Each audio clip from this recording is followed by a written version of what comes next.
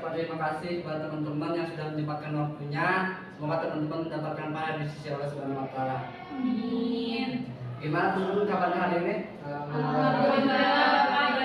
Alhamdulillah, semoga teman-teman senantiasa diberikan kesehatan. Amin. Teman-teman sudah saling kenal belum satu sama lain? Belum. Kita perkenalan dulu ya teman-teman. Nanti perkenalannya kalian nanti nyebutin nama lengkap kalian masing-masing sama nama warna kesukaan teman-teman. Nanti dimulai dari kanan dulu. Yaudah, mulai dari kamu dulu. Nama saya Silvi. Sama warna kesukaan. Warna kesukaan saya pink. Silvi, pink. Tuti Komalasari, coklat. Silvi, pink. Tuti Komalasari, coklat. Dini, hitam. Silvi pink, Tuti Komalasari coklat, Fiandini hitam, Amira Najla ungu. Silvi pink, Tuti Komalasari coklat, Fiandini hitam, Amira ungu, Rani putih. Silvi, pink. Tuti Komalasari, coklat.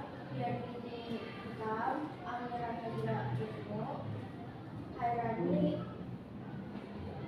putih. Bisa. Silvi pink, Tuti Komalasari coklat, Fiandini hitam, Amira ungu, siapa tadi namanya? Hairani putih, Nisa biru, nama saya Fadila orange. Silvi pink, Tuti Komalasari coklat, Fiandini hitam, Amira ungu, Hairani putih, Nisa biru, Fadila oranye, Noval abu-abu. Yang saya dulu ya, sekarang ya teman-teman.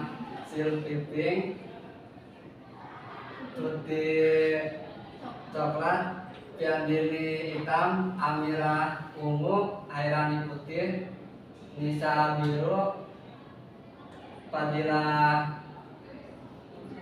orange, Noval abu-abu. Nah, supaya kita lebih saling kenal, coba kamu Tuti sebutin dia siapa sama warna kesukaannya apa? Nisa biru, Udah, coba kamu Fadila sama dia siapa? namanya Amira, warna kesukaannya ungu ya. Ya, teman-teman kita lanjutin ya teman-teman.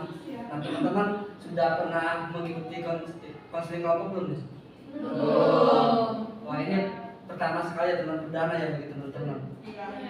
Teman-teman tahu belum nih konseling kelompok itu apa? Belum tahu Pak. Nah, sebelum mulai ini kita berdoa dulu ya teman-teman, semoga kegiatan konseling kelompok kita pada hari ini diberikan kelancarannya dengan membaca lafaz Al-Basmalah. Bismillahirrahmanirrahim.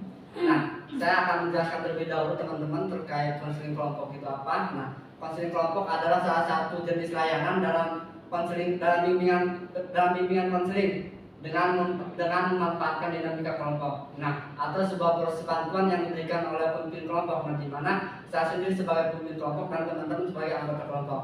Nah, di mana nanti kita sama-sama akan menuntaskan permasalahan yang teman-teman hadapi. Nah, oleh karena itu teman-teman semuanya berpartisipasi aktif untuk merespon, menanggapi, kemudian menjawab dalam diskusi kita pada hari ini teman-teman. Nah, dalam konseling kelompok ini kita akan membahas permasalahan yang ada dalam diri kita teman-teman. Nah, permasalahannya itu yang bersifat kekinian, yang dampaknya itu masih dirasakan sampai saat ini teman-teman.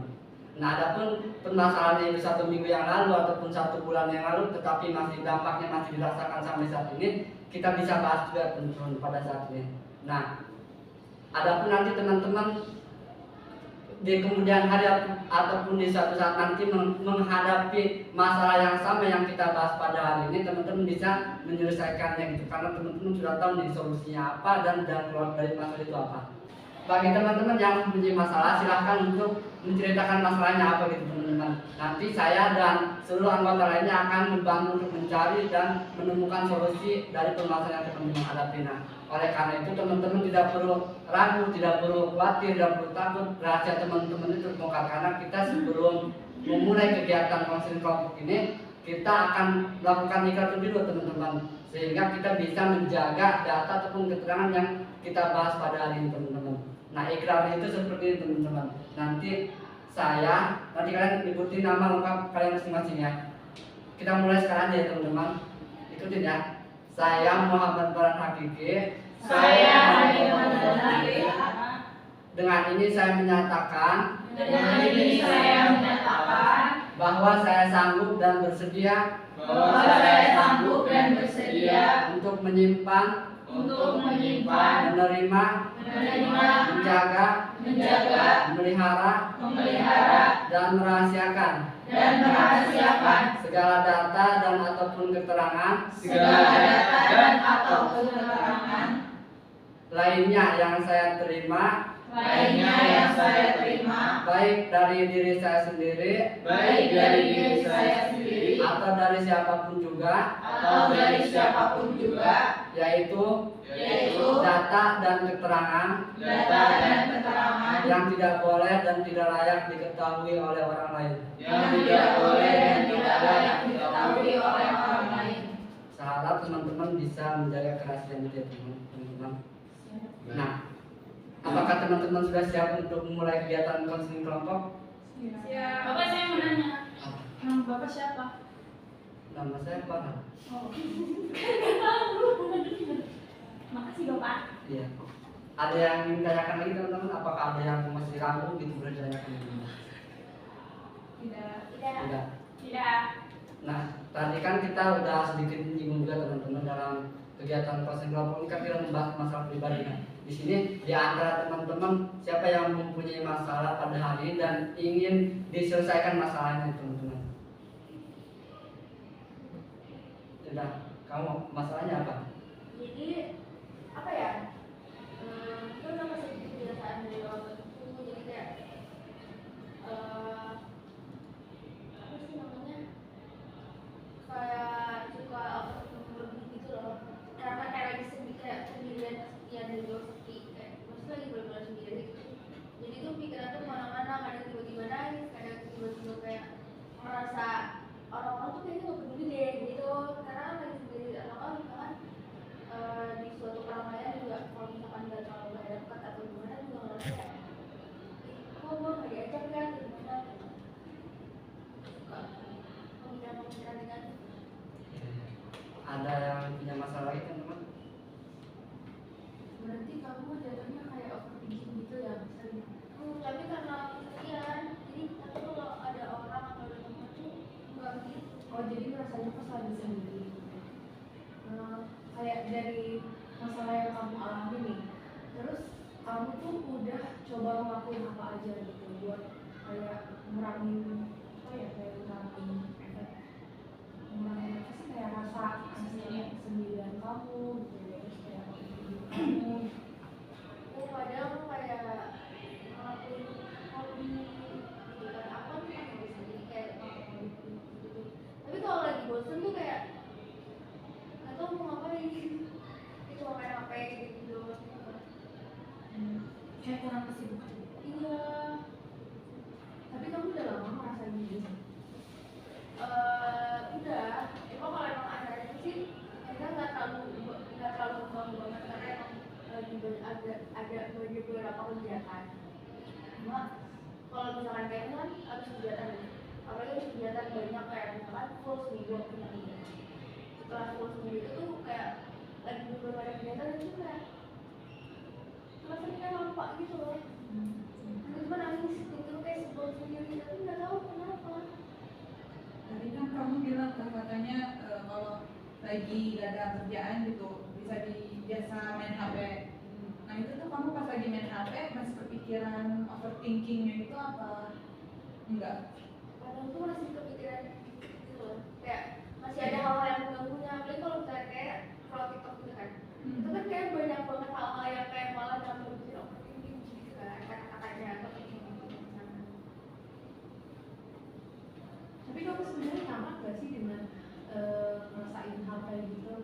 karena kan kayak aku merasanya ada beberapa orang yang nggak masalah gitu karena itu tuh jadi waktu dia buat me time gitu loh, atau kayak ya itu waktu di berarti itu kayak waktu dia buat diri dia sendiri. Nah kalau misalnya kamu tuh beneran pas terganggu nggak akan hal itu? Sebenarnya di suatu waktu aku suka kayak benar-benar butuh istirahat banget gitu. Tapi di suatu waktu lain juga kayak kadang tuh ngeganggu juga gitu loh, karena jadinya emosionalnya jadi kayak terstabil. Itu di waktu kapan? Maksudnya di waktu kapan kamu merasa bahwa sebenarnya itu menjadi sebuah healing atau sebuah istirahat buat kamu? Di waktu kapan kesepian itu jadi sebuah kesedihan atau overthinking buat kamu? Ada tuh kayak kalau yang bener-bener lagi capek banget apalagi ya, kalau lagi capek banget kayak yang tadi kemarin kegiatan banyak kayak gitu itu gak ada teman sama sekali, misalkan di rumah gak ada orang, terus kayak gak tau merasa capek, gak tau mau ngomong siapa, tapi mau ngobrol sama orang juga gak punya tenaga, tapi pikirannya juga malah kayak sebel mikir gitu. Pernah nggak? Tapi ya di saat kamu kecapean tapi gak ada orang di sisi kamu. Iya, tapi kayak malah pikiran tuh malah kemana-mana, jadi kayak bukan badan doang jadinya capek. Pikiran juga. Tapi nggak tahu juga gimana ngeberhentiinnya. Kalau aku juga kan kadang sering ngalamin itu, makanya habis capek kegiatan, habis capek organisasi atau apapun itu tuh kadang kalau udah di kosan kan apalagi aku ngomongnya sendiri tuh kayak ngerasa iya kayak kayak sebel aja gitu, kok nggak ada apa-apa ya ini di rumah di kosan tuh nggak ada hiburan lah istilahnya. Nah kalau aku biasanya kalau udah kepikiran overthinking, udah kepikiran, udah emosional banget lah, biasanya aku tuh nyari sesuatu yang bisa bikin aku ngeluarin emosi itu, entah itu mau nangis, entah itu mau apa. Nah kalau aku biasanya tuh baca out yang sedih-sedih lah pokoknya, yang menyayat kayak gitu, yang genre-genrenya sad story lah, setelah apalah itu pokoknya yang bisa bikin emosi aku tuh keluar, yang bisa bikin aku tuh nangis. Kadang tuh kalau kayak gitu kita cuma pengen nangis tapi kita nggak bisa kalau overthinking kayak gitu. Makanya aku kadang kalau emang lagi benar-benar pengen nangis sih cuma nggak punya alasan buat nangis tapi pengen nangis aja gitu, pengen ngeluarin emosi aja. Aku biasanya ya baca-baca yang mungkin sakit-sakit kayak gitu, terus kadang scroll IG, scroll TikTok yang kan kadang kan FYP-nya tuh suka ada yang sedih-sedih juga. Kadang kalau udah menyangkut orang tua apalagi gitu, aku biasanya kayak gitu nyari sesuatu yang bisa bikin aku ngeluapin emosi aku. Iya, kadang emang kayak karena emosional kayak gitu kan kayak nangis gitu kan. Tapi kadang aku nggak bisa keluar karena aku tuh orang yang kayak sebel juga kalau nangis, karena aku tuh jarang nangis, tapi sekali nangis itu bisa lama banget kayak gak bisa berhenti. Jadi kayak sebel loh. Jadi kalau mau dinangisin juga kayak karena nyesek gitu loh. Jadinya malah kalau nyesek kayak gitu kan jadinya malah makin banyak pikiran-pikiran gitu kan. Tapi kalau emosi itu jangan ditahan. So kalau ditahan tuh nanti kamu meluapnya di saat yang gak tepat gitu loh. Takutnya.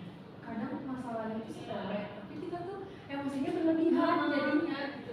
Buat emosinya berlebihan padahal kayak kalau misalnya kita lagi perasaan masalahnya sepele deh, cuma kayak oh kita sampai bisa semarah itu. Pas semarah itu pokoknya kayak ngeluapin emosinya itu kok berlebihan banget ya gitu. Bisa jadi itu karena emosi yang lalu-lalu yang kita tahan gitu kan, kayak waktu itu kita nahan emosi kita terus. Jadi kayak ketika ada satu kejadian yang memancing emosi kita tuh, jadi kita bisa ngeluapinnya tuh di situ. Aku juga soalnya pernah sih beberapa keadaan kayak gitu, jadi kayak mau dibilang kok tadi marah ya, kayak aku bisa nggak marah itu gitu, tapi padahal kayaknya nggak maksudnya kayak kalau masalah yang serius tapi bisa semarah itu, atau misalnya tiba-tiba nangis yang bener-bener sesekukan gitu. Tapi aku kadang kalau misalnya saya kegiatan media atau kegiatan apa, aku biasanya kadang sama kayak Nisa, gak mau nangis dulu karena kadang aku belum tahu aku tuh capeknya kenapa. Jadi aku kalau belum tahu alasan aku capeknya kenapa, aku belum mau nangis. Jadi gimana ya, nangis itu bakal keluar di saat emang udah bener-bener capek banget. Kalau aku kayak gitu. Jadi yang aku lakuin, aku dengerin musik yang buat aku joget-joget.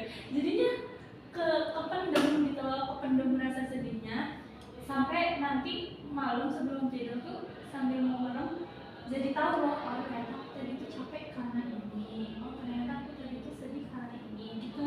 Jadi nenangin hati dulu gitu loh dengan aku dengerin musik. Emang kayak orang gila sih, cuman itu seru banget. Nah, teman-teman dari solusi-solusi tadi, dan kamu udah lakuin solusi yang tadi dan apa yang belum kamu lakuin solusi? Aku kan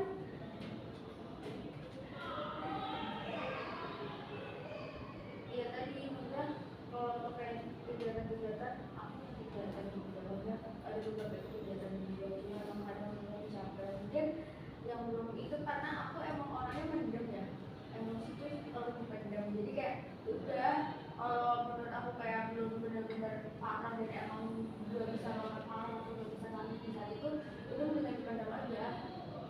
Tadi katanya cuma dipendam kan, itu belum pernah ngomong sih kayak gitu. Tapi suatu ketika kadang malah jadi meledak di saat-saat yang malah yang tepat kan. Oh iya, aku mau nanya nih. Kamu kan katanya kan mendem ya. Nah kamu tuh udah pernah bikin kayak misalnya di Twitter nih, di X kamu punya second akun gitu, kayak buat akunnya tuh akun terkunci, jadi buat kamu sambat-sambat aja, buat kamu cerita-ceritain semuanya, cerita-ceritain kayak ih aku lagi sebel sama ini, kenapa sih harus gini. Nah itu tuh kamu bisa nuangin itu di X itu, nggak akan ada yang lihat, jadi cuma kamu aja, selagi kamu nggak nge-publik akun itu nggak akan tersebar kemana-mana. Mungkin itu bisa dicoba, atau kalau misalkan yang enggak ya kamu nulis diary kan, biasanya kan suka ada tuh nulis diary. Nah itu juga bisa buat kamu biar gak mendem, kan gak enak juga kalau mendem. Iya, aku pernah sih sebenarnya jurnalis gitu kan, diary gitu. Tapi itu tuh kayak pernah ketahuan gitu, jadi kayak ih malu. Jadi dari situ tuh gak pernah nulis lagi. Jadi paling kayak nulis cerita di cerpen gitu. Tapi cerpen yang cerita itu emang kayak sekalian ngeluarin emosi yang ada beberapa kejadian gitu. Tapi yang paling enak tuh di second account itu kalau kemana-mana. Aku selalu punya 3 account. Pokoknya kita share akunnya. Aduh serem ya. Aku punya 3 account. Jadi satu ada temen kuliahnya, satu aku sendiri doang, satu lagi semuanya. Yang di account kedua tuh ada temen kuliahnya, tapi yang di close friend tuh cuma temen-temen pesantren aku doang. Suka cerita-cerita gitu sama mereka. Beda kalian. Atau enggak bisa juga kamu kayak bikin video dari my life gitu loh. Kadang aku kan pernah buat kayak gitu ya. Kadang itu beneran jadi healing gitu loh. Jangan ada yang cari Masak gitu ya. Kalau kamu selalu video aku kayak Masak bisa aku kayak apa ya? Sumpah itu healing banget tau. Kadang kalau aku kan emang tipe orang yang suka menjadi juga kan. Aku tuh sebenarnya bukan tipe orang yang suka jadi keramaian gitu. Jadi kalau habis sudah selesai kegiatan, kalau udah balik ke kamar itu adalah hal yang paling menyenangkan. Jadi kayak seru tau. Kadang suka curhat gitu kalau lagi dari mana. Kombinasi gitu. Nah, kira-kira kamu bakal ngelakuin solusi-solusi itu kapan? Mungkin nanti coba dalam waktu dekat mungkin ya, dalam minggu-minggunya atau Terusan kita bisa melihat kapan hasil dari solusi itu efektif awalnya kapan? minggu depan juga. Teman-teman di sini ada yang mau menyampaikan pesan dan kesan juga nih terkait kegiatan kita masih kelompok pada hari ini. Coba kamu bilang. Ya, kesannya ternyata ada ya masalah yang kita nggak tahu masalah tapi jadi masalah buat diri kita.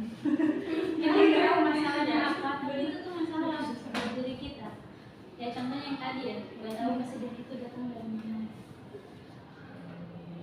Ya, ternyata kesedihan itu emang datang dari diri kita sendiri. Sebenarnya apapun itu dari diri kita sendiri. Ada sih yang dari orang lain, tapi gimana kita menyikapi itu, ya itu dari dalam diri kita sendiri. Ya udah itu. Kesan-kesannya. Ada lagi yang ingin menyampaikan pesan dan kesannya? Berarti Ya mungkin kesannya ya jadi bisa lebih apa ya, tahu solusinya kalau misalkan kita lagi kesepian itu cara buat biar yang kesepian itu kayak gimana gitu. Terus kesannya ya semoga yang ada di sini apa ya, nggak kesepian lagi gitu, karena udah ngikutin kegiatan ini pasti lebih kayak terbuka gitu kalau misalkan ada permasalahan yang sama kayak misal. nah, teman-teman kita bakalan ngelakuin konseling kelompok kapan? Kapan lagi teman-teman? Besok aja Pak. Sekarang Melihat progresnya Nisa katanya. Kalau besok nanti belum ada progresnya. Iya. mungkin kita juga udah di penghujung akhir teman-teman. Saya ucapkan terima kasih buat teman-teman yang sudah berpartisipasi. Semoga kita doakan semoga masalah teman kita itu bisa selesai. Saya minta dia. Wassalamualaikum warahmatullahi wabarakatuh. Waalaikumsalam warahmatullahi wabarakatuh. Yeay. Gimana?